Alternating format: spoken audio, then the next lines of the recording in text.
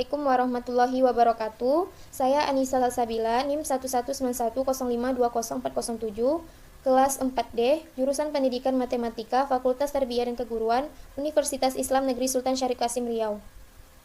Tujuan pembuatan video ini ialah untuk memenuhi tugas akhir semester dari mata kuliah Desain dan Pengembangan Kurikulum Pendidikan Matematika yang diampu oleh Ibu Noviarni, SPDI MPD. Nah, di sini saya akan menjelaskan bagaimana cara pembuatan rincian minggu efektif, program tahunan, program semester, dan silabus. Di sini saya sudah menyediakan materi matematika wajib kelas 10 semester genap, kurikulum 2013 edisi revisi 2017, di mana materinya terdiri dari fungsi dan trigonometri. Nah, pertama saya akan menjelaskan bagaimana cara membuat rincian minggu efektif. Pada rincian minggu efektif ini terdapat tabel jumlah minggu efektif dan tabel jumlah minggu tidak efektif. Di tabel jumlah minggu efektif ini terdiri dari kolom nomor, bulan, jumlah minggu, dan jumlah minggu efektif. Dan pada jumlah minggu tidak efektif terdiri dari kolom nomor, kolom kegiatan, dan kolom jumlah minggu. Nah, untuk membuat rincian minggu efektif ini kita memerlukan kalender akademik. Di sini saya menggunakan kalender akademik SMA Negeri 1 Kampar Utara, di mana untuk semester genap itu dimulai dari bulan Januari sampai bulan Juni.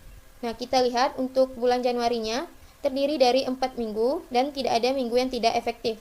Maka kita buat di rincian minggu efektifnya pada bulan Januari untuk jumlah minggunya 4 dan jumlah minggu efektifnya 4.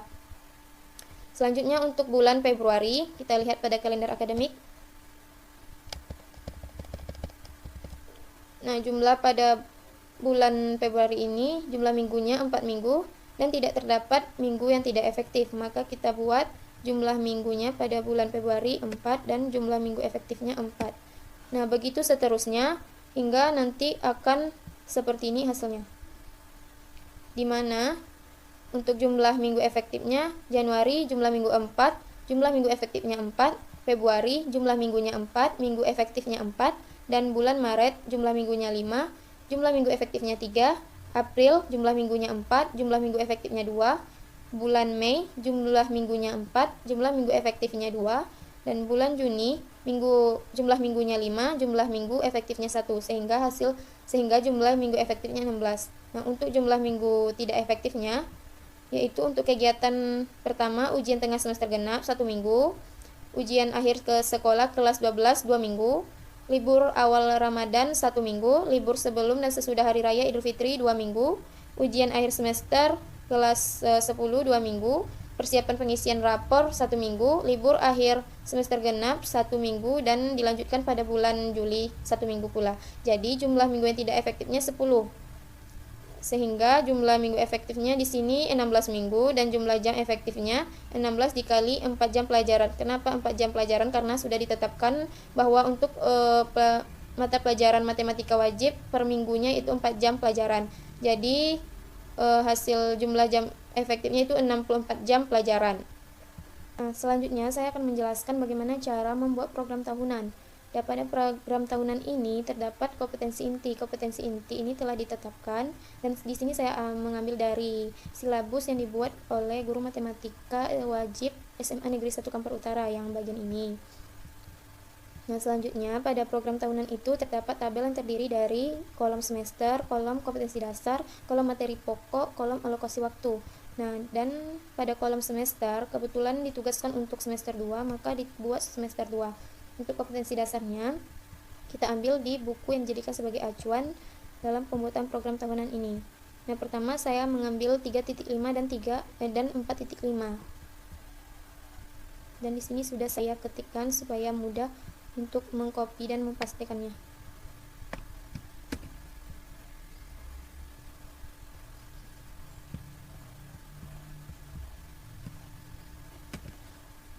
Selanjutnya untuk materi pokok kita lihat yang bersesuaian dengan kompetensi dasar, kita copy dari sini. Untuk subbab materi fungsi ini bersesuaian dengan buku yang dijadikan acuan pembuatan program tahunan, program semester, dan silabus. Nah, kita ambil 3.1 dan 3.2 karena bersesuaian dengan kompetensi dasar yang dibuat pada kolom kompetensi dasar tadi. Kita copy lalu kita pastekan di sini. Nah, selanjutnya alokasi waktu. Alokasi waktu ini dibuat berdasarkan tingkat kesulitan materi dan jumlah materi atau banyaknya materi. Maka untuk subbab pertama yaitu memahami notasi, domain, range, dan grafik fungsi, saya buat 2 jam pelajaran. Dan untuk operasi aljabar pada fungsi, saya buat 3 jam pelajaran. Karena tingkat kesulitan dan banyaknya materi tidak terlalu banyak dan tingkat kesulitannya tidak terlalu sulit. Nah, begitu seterusnya hingga nanti tampilannya akan seperti ini. Nah, seperti ini. Total untuk subbab untuk materi fungsi, alokasi waktunya yaitu 26 jam pelajaran, dan untuk materi trigonometri yaitu 38 jam pelajaran. Nah, selanjutnya saya akan menjelaskan bagaimana cara membuat program semester. Sama halnya dengan program tahunan, program semester ini juga terdapat kompetensi intinya. Kompetensi inti yang dapat kita copy dari kompetensi inti pada program tahunan dan dipastikan pada program semester. Nah, di program semester ini terdapat tabel yang terdiri dari kompetensi dasar, bab subbab, alokasi waktu, bulan, serta minggunya, dan keterangan. Nah, pada kompetensi dasar sudah saya isi dan subbabnya sudah saya isi juga. Lalu untuk alokasi waktunya kita lihat pada program tahunan. Nah, untuk materi fungsi program tahunannya jumlahnya yaitu 26 jam pelajaran. Maka kita lihat di program semester 26 jam pelajaran untuk materi fungsi. Selanjutnya, alokasi waktu per minggunya kita lihat juga di program tahunan. Nah, untuk subbab pertamanya yaitu alokasi waktunya 2 jam pelajaran, maka kita buat di program semesternya 2 jam pelajaran, dibuat 2. Nah, untuk 1 minggu itu matematika wajib ialah 4 jam, maka untuk selanjutnya kita buat operasi aljabar. Sebab operasi aljabar pada fungsi, kita lihat alokasi waktunya 3 jam pelajaran, maka kita buat di program semester. Dan ini masih masih belum terisi 2 jam, maka kita buat 2 jam untuk minggu pertama dan selanjutnya 1 jam untuk minggu kedua. Begitu seterusnya bersesuaian dengan program tahunan sehingga sehingga tampilannya seperti ini. Nah, ini yang kolom minggu yang berwarna ini adalah keterangan minggu tidak efektifnya, sehingga tampilan program semesternya seperti ini.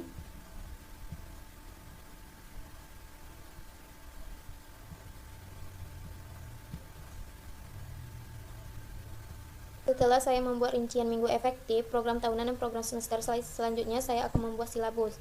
Nah, di silabus ini saya menentukan materi pokoknya hanya 1 bab yaitu fungsi. Alokasi waktu yaitu 26 dikali 45 menit. Sama halnya dengan program tahunan dan program semester, di silabus juga terdapat kompetensi inti. Nah, selanjutnya ada tabel yang terdiri dari kolom kompetensi dasar, materi pokok atau materi pelajaran, indikator pencapaian kompetensi, kegiatan pembelajaran, penilaian, alokasi waktu, dan sumber belajar. Nah, untuk kompetensi dasar ini tidak perlu diubah lagi karena sudah ditetapkan berdasarkan kurikulum. Selanjutnya, materi pokok dan materi pelajaran ini kita ambil dari program tahunan dan program semester. Dan selanjutnya untuk indikator pencapaian kompetensi ini ialah guru menginginkan siswa itu mampu mencapai indikator yang ia inginkan. Nah, untuk menentukan indikator pencapaian kompetensi ini, kita dapat menganalisis dari buku yang digunakan sebagai bahan ajar. Nah, untuk subbab pertama yaitu memahami notasi, domain, range, dan grafik suatu fungsi. Nah, kita lihat kata kunci yang dapat dijadikan sebagai indikator pencapaian kompetensi.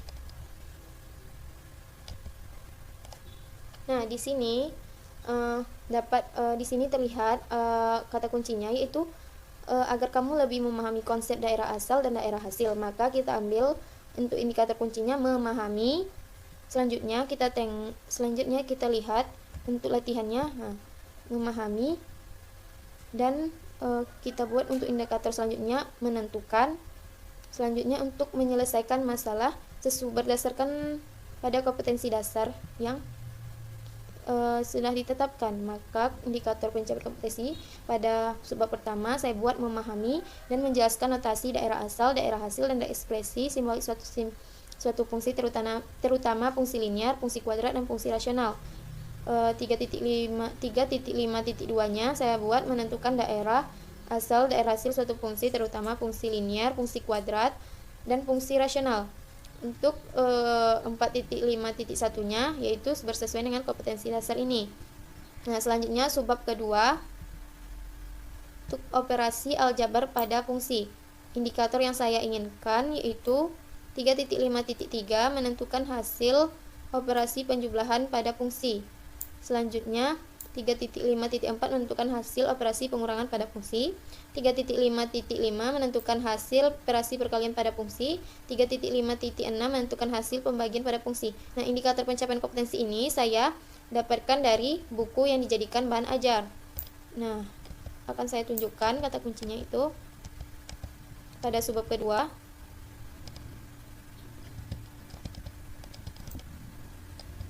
Ini.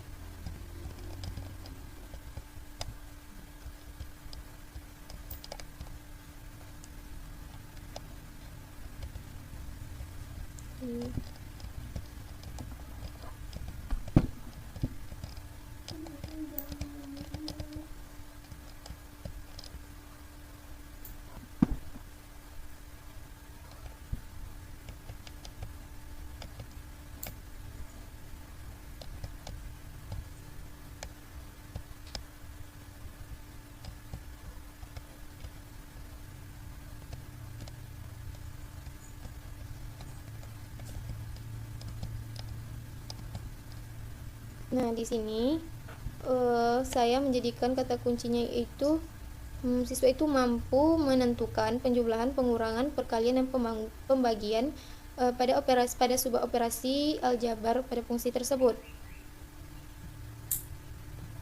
Nah, begitu seterusnya sampai subbab terakhir pada materi fungsi. Kita analisis dari buku dan menemukan kata kuncinya, lalu kita buat di indikator pencapaian kompetensi yang ingin kita buat, sehingga tampilannya akan seperti ini.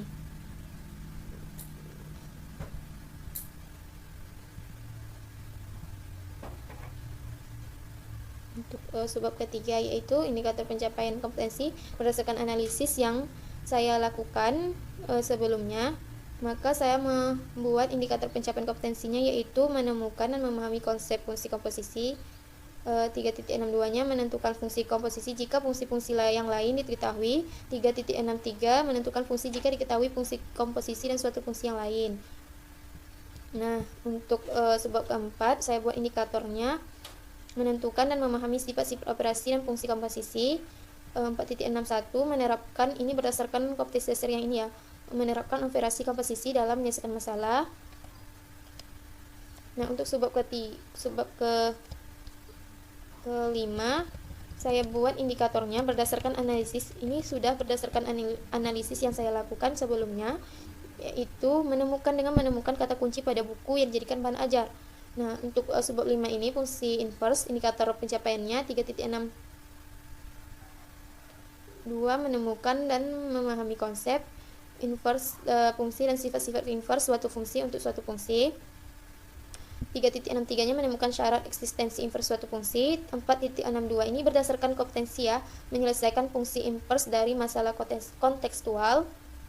Nah, selanjutnya subbab terakhir saya buat indikator pencapaiannya yaitu menentukan rumus fungsi inverse, karena kata kunci pada subbab ke-6 ini hanya menentukan rumus fungsi inverse.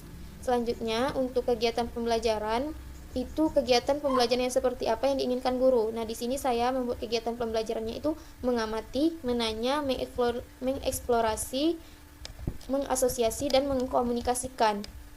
Begitu seterusnya sampai subbab terakhir di materi fungsi. Nah, untuk penilaiannya saya membuat jenis kuis, tugas individu, tugas kelompok, dan ulangan. Bentuk instrumennya tes tertulis PG, tes tertulis uraian. Begitu seterusnya sampai subbab terakhir pada fungsi.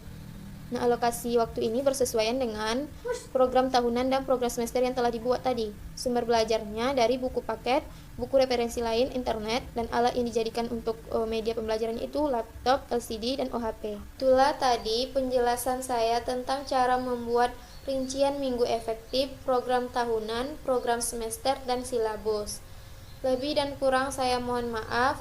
Sekian dari saya. Assalamualaikum warahmatullahi wabarakatuh.